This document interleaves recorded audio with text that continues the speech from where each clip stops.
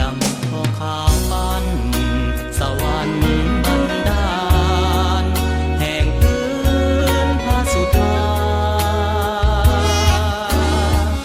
ธาตุหลวงมิ่งขวัญอารามงามตาผู้ไพน้องสงสารดังเป็นสวรรค์วิมานเลิศลอย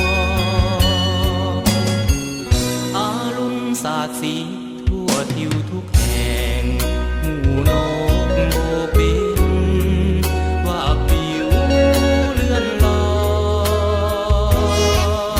ยสาวสาวเจ้าเอ๋ยเจ้าเคยเจ้าคอยต่างซ้ำอ้อยซื่นซ้ำกับสิ่งแวดล้อมแก้มทองสุขสำราญ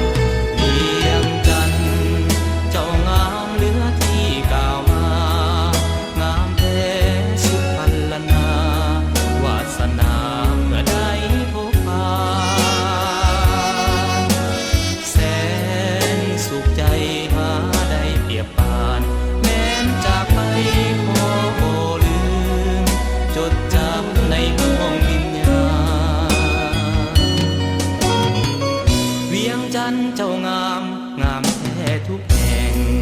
ผู้คนก็งามเปี่ยมด้วยใจศรัทธา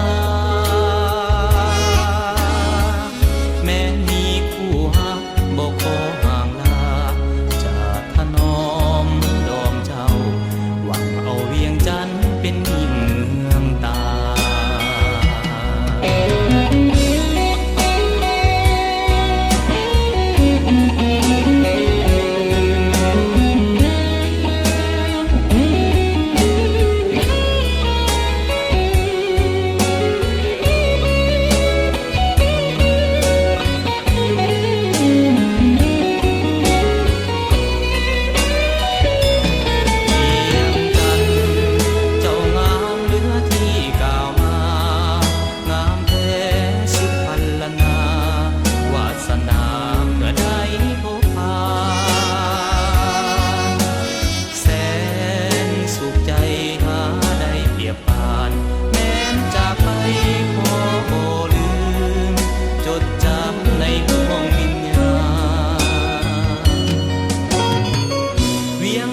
เจ้า